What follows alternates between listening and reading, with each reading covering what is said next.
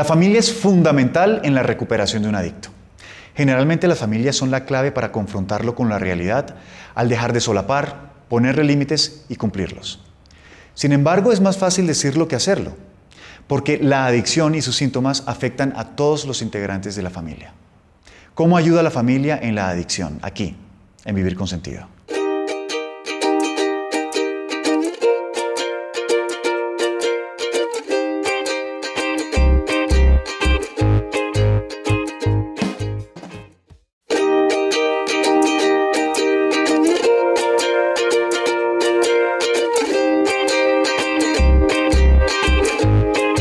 Hola, bienvenidos a nuestro programa Vivir con Sentido. Efren, ¿tú crees que la familia sí tiene que ver con la adicción en uno de sus hijos? En una de las personas que sufre de alguna adicción, no sea solamente un tema de drogas, marihuana o cocaína, pepas. Pues ¿la familia tiene responsabilidad ahí? Tiene responsabilidad. No podemos decir que la familia es la causa de la adicción, pero lo que sí podemos decir es que genera un contexto que lo hace más vulnerable y sobre todo que pueden llegar a ser un impedimento para la recuperación si no aprenden a moverse distinto. Por eso hoy trajimos una especialista en el tema, María Cristina. Bienvenida. Gracias, Efren. Bienvenida, María Cristina. Gracias. María Cristina Riveros.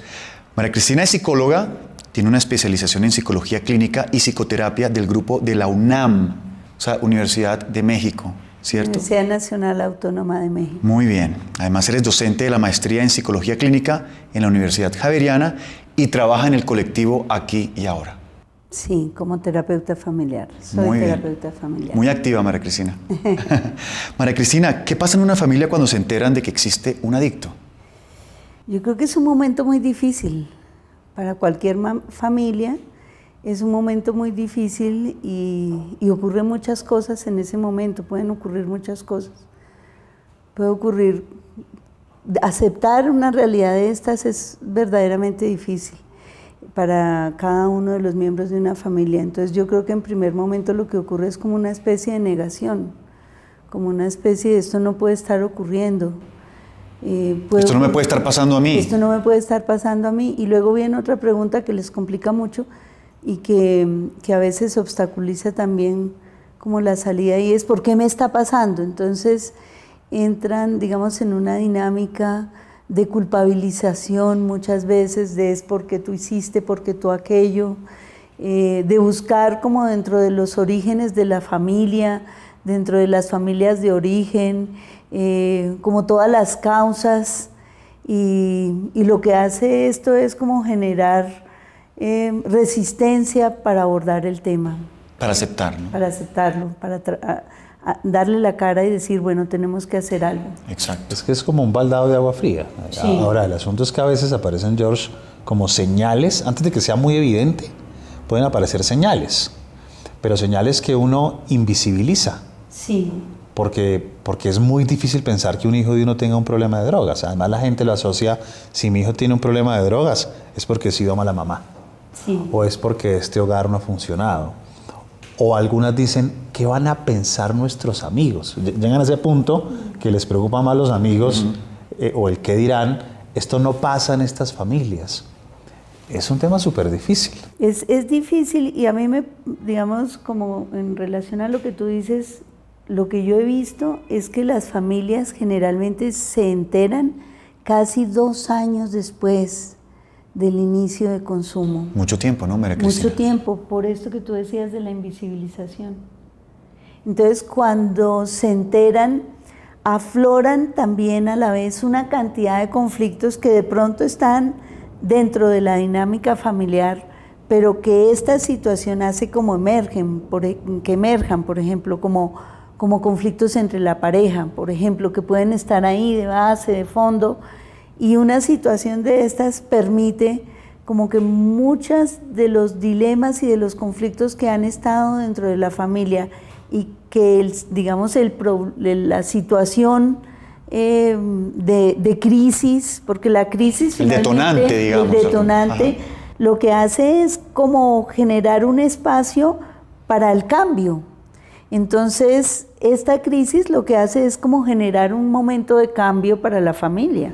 Bueno, pero eso debe ser un poco angustiante también, porque claro, estaba yo pensando, claro. Yo por ejemplo un papá pasivo, dedicado al trabajo, medio aislado de la crianza de mi hijo, y ella una mamá dedicada totalmente a eso, y sale un problema de drogas, por su culpa, por no estar pendiente, por no haber estado como papá. Y él dice, ¿y usted que estuvo pendiente entonces lo hizo mal? Lo hizo entonces mal. Tenemos acá un conflicto los dos, mejor no, yo creo que ya se le pasó y aquí no vemos el conflicto, ¿no? Es muy fuerte. Claro. Sí, yo creo que es muy fuerte. Y además, digamos, los chicos también o las personas también hacen todo lo posible porque eso no sea creíble en ese momento. O sea, si bien la familia niega en algún sentido la situación diciendo esto no puede estar pasando, no mi hijo, el hijo también puede estar diciendo eso no es mío, no sé qué hace eso ahí. Solo lo hice una vez. Solo lo hice una vez. Y pues una mamá frente a eso y con su propia angustia de enfrentar a un papá esta situación, pues fácilmente se puede decir, esperemos, ¿no? A lo mejor si esto es solamente algo un día, transitorio. Un día, una cosa de momento. Sí. Ahí el tema complicado de Fren es la conciencia de saber que sí están haciendo algo malo o no. Porque a propósito de la marihuana, ¿cierto? Que es un tema de mitos y verdades y de realidades y cosas como camufladas que se inventan los niños o la sociedad para minimizar los posibles daños, ¿cierto? Entonces, si el niño o el joven no ve el peligro ahí, ¿cómo manejan ese tema? Pues es que tienes que pensar, es que hay mucho papá o mucha mamá que se fuma un porro en la adolescencia. Exacto. O que se toma unos tragos y juzgan por su experiencia y dicen, esto es transitorio, esto lo probó una vez, no va a ser tan grave, no va a pasar nada, como si la marihuana que se fumara hoy en día fuese la misma de hace 30 años, o como si el contexto fuera el mismo, o como si todos los seres humanos fueran iguales, o algo más delicado, como si yo fuera tan prepotente en la vida, como para pensar que yo soy la medida de todas las cosas, y como yo tuve una experiencia con alcohol y drogas, y no me pasó nada, luego al resto de la humanidad no le va a pasar nada. No le va a pasar nada. Que es una postura un poco prepotente, un poco arrogante, ¿no? Narcisista. Sí. Aun cuando ya la situación sea muy complicada. Es decir, puede ser que esto ocurra en un momento inicial, pero a veces, digamos, en los casos que llegan a colectivo, yo veo y me sorprendo de verdad que después de 5, 6 años la familia siga como pensando que eso se le va a quitar, que algo va a ocurrir y que eso va a pasar, que es la edad, que fue el cambio de colegio, que fue la entrada a la universidad, pero que eso se va a pasar, que son los amigos. Bueno, ya entrando en materia, sería bueno saber qué puede hacer la familia para controlar esto, pero lo vamos a hablar después del corte, ¿vale? Ya volvemos.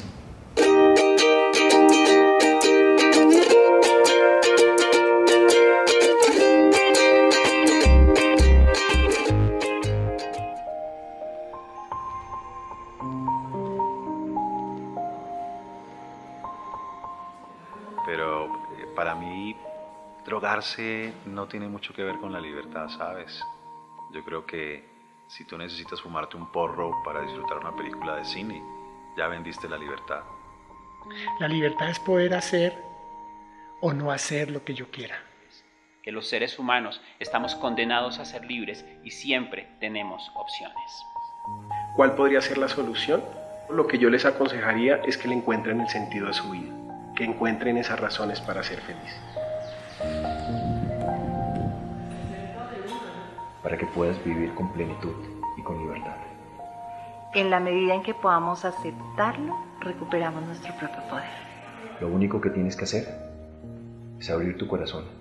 Y entre todos, hacer cambios y encontrar un sentido de vida. Si creemos que el cambio es posible, lo vamos a lograr.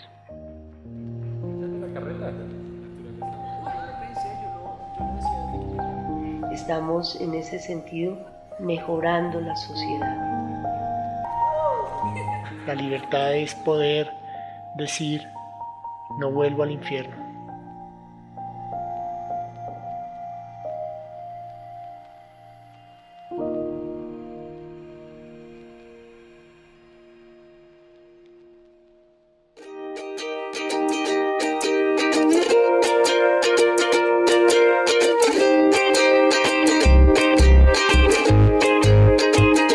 ¿Qué hacer para que la familia ayude a su hijo a que salga de la adicción, María Cristina?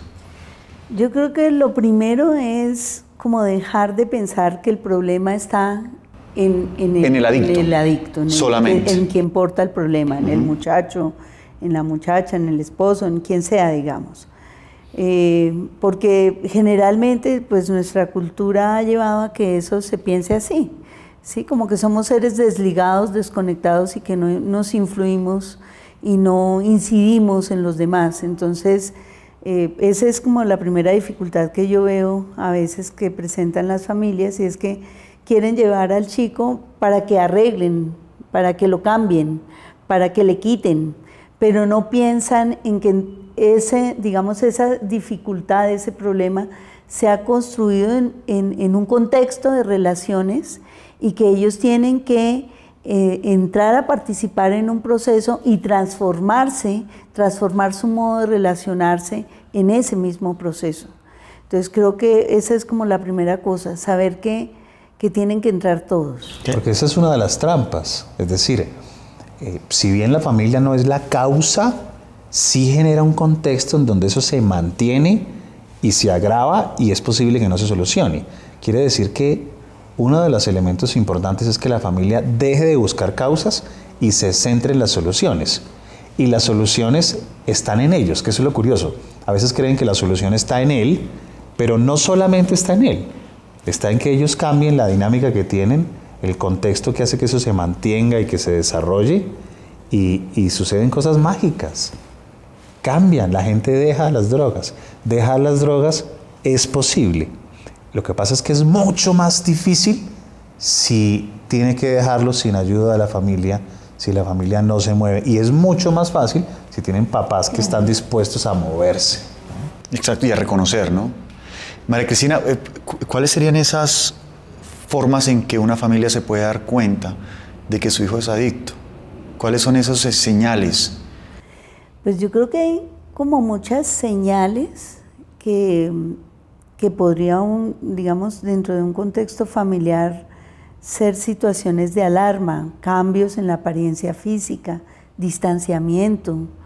Yo creo que cuando por ejemplo, un chico, por los relatos que hacen en las sesiones, empieza a tener consumo, lo que primero va a hacer es como distanciarse un poco de la familia para que no se den cuenta, no lo vean, no tenga, digamos, que no se le vaya a ver de alguna manera. Se le vaya a notar. Esos distanciamientos a veces no se registran, no son perceptibles, bajo rendimiento escolar, estados de ánimo cambiantes, pero yo creo que, digamos, eso es posible de detectar en la medida en que hay vínculo cercano.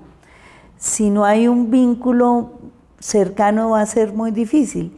Ahora, si el vínculo es tan cercano y casi, digamos, sobreinvolucrado que te ahorca, pues tampoco va a ser fácil ver como estas situaciones porque estás muy cerca. Estás demasiado cerca. Yo estaba pensando que tal vez se requiera como cierta condición previa a este tema del vínculo, y es que se me ocurría lo siguiente: si tú das por hecho que eres una especie de familia privilegiada en el universo, a la que nunca jamás en la vida le podría pasar nada, pues tú estás ciego a cualquier tipo de señal o de indicación. Es decir, cuando yo digo es que esto le pases a las familias disfuncionales, y yo obviamente no soy una familia disfuncional. Miren, hay muchas investigaciones que muestran que tú tomas una familia disfuncional, le haces seguimiento durante 30 años y la mayoría de ellas no terminó en drogas. No terminó en drogas. Ahora, si tú tomas personas con problemas de adicción y miras hacia atrás, es probable que muchos de ellos vengan de familias disfuncionales. Pero una familia disfuncional no implica que termines en drogas. Tal vez tengas otros problemas, seguro. Tal vez tengas otros rollos, tal vez te hagas resiliente y más fuerte y no tengas otros rollos. Pero tenemos que sacarnos de la cabeza eso de que en mi casa no puede pasar. En mi familia puede pasar. ¿Por qué no? Yo no soy... ¿Dónde firmé que en mi casa no podían haber problemas? Claro. Ahí el tema, María Cristina, es, ok, reconocemos el problema, lo aceptamos, ya eso está pasando esto en la casa, en la familia. Concretamente, para ayudar a tu hijo adicto, o al joven, al niño, ¿Qué otras cosas se puede hacer para ayudarlo? Es decir, tú hablabas ahorita de la dinámica familiar, de ser conscientes, es un tema de la afectividad, pero ¿qué otras cosas se pueden hacer? ¿Hay que siempre incurrir a un especialista, como por ejemplo? Yo creo que sí es útil tener una valoración con alguien que sepa de consumo de sustancias. En todos los casos, es decir, si es una marihuana y se la fuma, es una suposición, ¿no? Una vez cada mes. ¿Se necesita un especialista, Fred?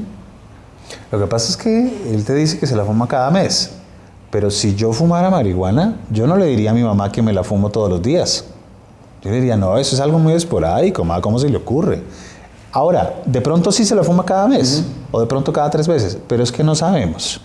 Y además el tema no es la marihuana, el tema es qué tan vulnerable es esta persona, ¿no? Y para eso se requiere una buena evaluación. Y no cualquier psicólogo, no cualquier psiquiatra sabe de esto. ¿Por qué, Fren? Porque si tú miras los currículums de formación en psicología o en psiquiatría, la cantidad de horas que ven de adicciones es como para que tú no sepas abordar un tema de estos. Tú necesitas llevar años de experiencia o haberte especializado en eso, porque si no, un tema tan complejo no es tan fácil de manejar. Y habilidades, ¿no? Aunque tengas buenas intenciones. Bueno, María Cristina, el tema no es solamente de aceptación, de darse cuenta que es una dinámica familiar, sino también de otras cosas que tienen que ver con que el hijo que está adicto no se sienta rechazado o no se sienta como echado para un lado, ¿cierto? Es muy bueno saber cómo se puede ayudar, cómo la familia se puede meter más directamente y más asertivamente, pero lo vamos a hacer después del corte, ¿vale? Ya volvemos.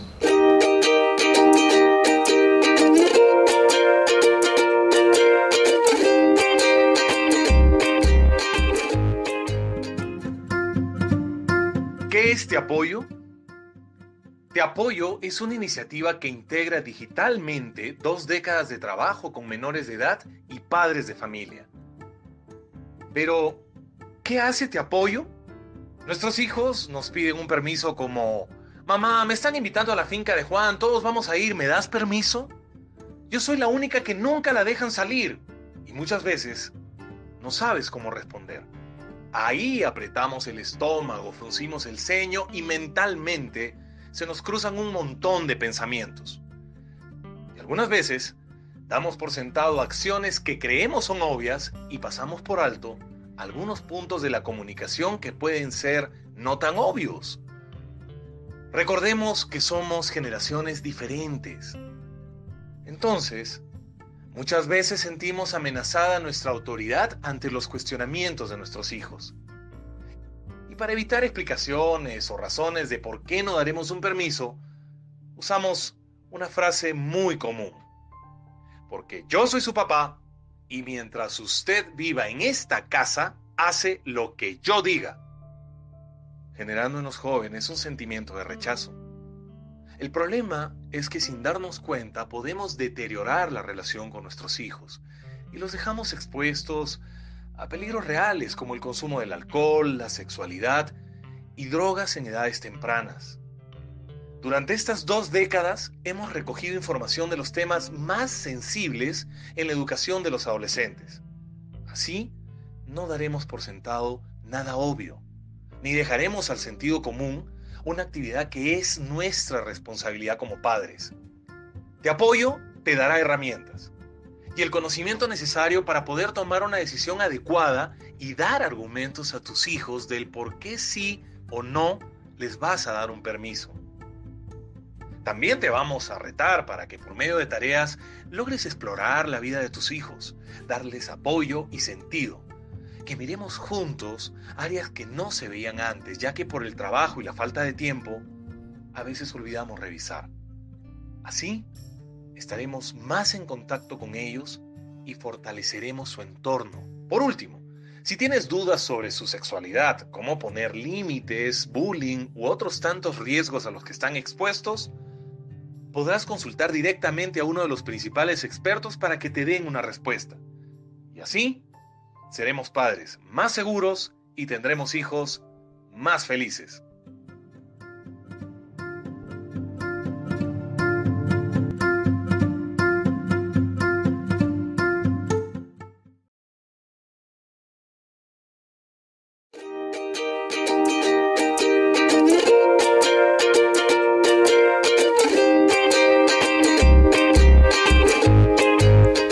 María Cristina, entonces, ¿qué más puede hacer una familia? Yo creo que lo que primero tiene que hacer una familia es poder enfrentar las cosas, poder hablar de lo que está pasando. A veces en aras de evitar el conflicto, digamos como de no generar mayor problema, las cosas se dejan pasar. Y creo que cualquier señal o cualquier indicio de consumo en un miembro de la familia es una señal de alerta. Entonces, abrir el diálogo en la familia y buscar soluciones. Tú decías algo clave y es, digamos, no rechazar y no tomar posturas como extremas.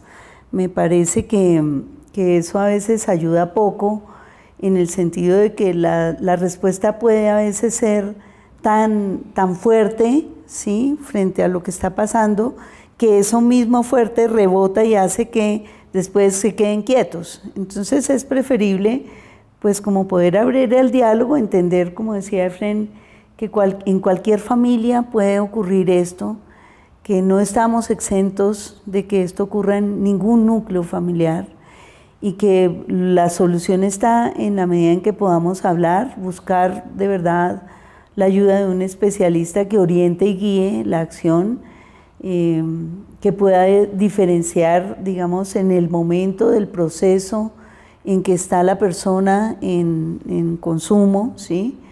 Y de acuerdo a eso poder tomar como acciones pertinentes, ¿verdad? Eso es importante, Efren, y te quería preguntar eso. El tema del colectivo, por ejemplo. El tema del colectivo aquí y ahora no solamente trabaja el tema de las drogas, sino lo que está detrás, la razón por la cual la persona o el niño o el joven se metió a consumirlas. ¿Cierto? No es un tema solamente de tratar el tema de la adicción, ni el tema, sino que el tema importante también es el vínculo familiar, las relaciones, el sistema y lo que le pasa internamente al joven, ¿no? Es uno de los ejes centrales. Mira, la personalidad es algo que se construye en medio de los vínculos afectivos. Así es. Es decir, la personalidad tiene directa relación con la familia en la que yo crezco, ¿no? Y en ese sentido es uno de los ejes transversales importantes del programa. Yo escuchaba a María Cristina, y María Cristina es una mujer que lleva años trabajando con familias que tienen un miembro con problemas de adicción. Y me surgió una inquietud, María Cristina, y es, muchas familias llegan y no quieren una solución, no quieren un tratamiento, o les cuesta acceder, pero otras sí. En tu experiencia, ¿cuál es la diferencia? Es decir, ¿qué hace que unas familias sí terminen llevando a su hijo a un buen tratamiento, mientras otras no? Yo creo que está justamente en esta capacidad de aceptar como la vulnerabilidad y la posibilidad de que a digamos, en nuestra familia ocurran cosas y en lugar de evitar, puedan como decir, estamos aquí todos para salir adelante. Que yo creo que eso es algo fundamental. O sea, las familias, ahí es donde se expresa como ese sentimiento de unión familiar, ¿sí? Entonces, creo que las familias que han podido decir, hagamos, son familias que entienden que los papás pueden ver que su postura está, digamos, en ayudar a crecer y en crecer con el hijo también a través de la dificultad. O sea, la dificultad es un recurso para la familia. No es algo que los debilite o los complique, sino una dificultad, y lo que yo veo con las familias en colectivo es que cuando todas trabajan, ellas al final de los procesos dicen, crecimos todos. Claro, es una oportunidad, ¿no? Sería una buena palabra. Efren, ese tema no es solamente un tema de la adicción, el problema de la adicción, el problema de la familia, sino también, una vez salido del problema, ¿cómo podemos llevar a cabo ese sistema para que continúe en el tiempo, para que dure, para que sea un tema preventivo, ¿cierto? Porque el tema es la no recaída, al fin y al cabo. ¿Cómo maneja, por ejemplo, el colectivo este tema? Mira, yo creo que relacionando eso en el área específica de la familia, para la familia es muy importante tener la flexibilidad que implica no quedarse detenida en el tiempo. Es decir, pasamos por esta época, resolvimos un tema de adicción en familia y ahora vamos a acompañarlo en su adaptación en este nuevo estadio vital. Pero si yo me quedo en el pasado y pasan 10 años y yo todavía, se demora 20 minutos y yo todavía creo que es que está consumiendo, el nivel de estrés familiar que voy a generar es tan alto que de pronto se convierte en un factor de riesgo para la recaída. Claro. Si yo como familia detecto que esto me cuesta mucho trabajo manejarlo, que mi hijo ya cambió y a pesar de eso yo lo miro con sospecha, lo huelo, lo requiso, estoy todo el tiempo ahí encima, pues yo tal vez como papá o como mamá necesito buscar ayuda porque soy yo el que no lo he superado, ¿no? Exacto. Y a veces la familia necesita hacer un proceso individual para que puedan superar esta situación que los golpeó mucho. Claro, y se refuerza, ¿no? También como se puede la reforzar. construcción de confianza, ¿no? Creo que eso es como fundamental, como que entiendan ese proceso de construcción de confianza conjunto y de seguir evolutivamente caminando en la vida. Yo creo que los cambios que tiene que hacer, siempre me acuerdo de ti por eso, porque una vez Efrén decía que los cambios que tenían que hacer la familia tendrían que ser muy grandes porque la tendencia de los sistemas es volver a pautas pasadas. Entonces, cuando el cambio se hace, digamos, suficientemente grande, por más que se vuelva, no se vuelva al mismo punto. A lo mismo, exactamente. Entonces, es súper importante hacer, digamos, como aprovechar esos momentos para realmente cambiar dinámicas que se dan dentro de la familia y en las que hay estabilidad, pero hay, digamos, también la posibilidad de que en esa estabilidad la gente quede como cristalizada en el tiempo. Ok, bueno, Efrén, últimas palabras para los padres que nos están viendo. Papá o mamá, si usted descubre que su hijo tiene un problema de adicción o que está consumiendo drogas, número 1, pida una buena evaluación. Número 2, tenga en cuenta que usted no es la primera ni la última familia a la que esto le pasa a muchísima gente.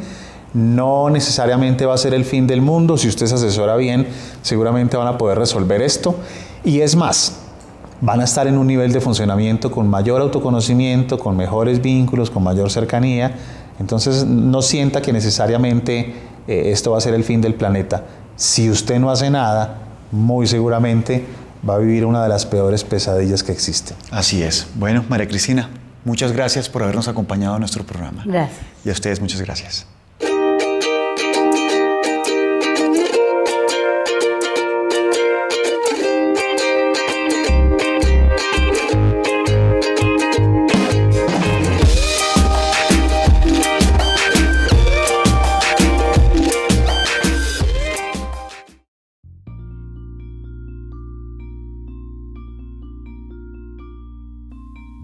¿Quieres formarte en logoterapia?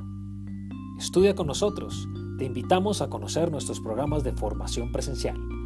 Maestría en Psicología Clínica Logoterapéutica. Formación en Coaching Existencial.